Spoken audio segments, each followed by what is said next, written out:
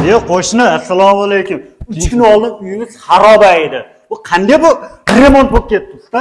Siz havas qilyapsizmi, hasad qilyapsizmi? Vajohatingizni Men havas qilyapman aka, havas aka. Havas qilayotgan bo'lsangiz, eshiting aka, qo'lni bering. Rishton tumani, Farg'ona viloyati Rishton tumani ustalari shunaqangi numeradion chempioni ekanki, bir haftada mana shu uyda mana ko'rishlar mumkin. Janon qolib. Bir haftada eng qizig'i Tiver atrof bilan solishtirdim. Eng arzoni shu joyda ekan.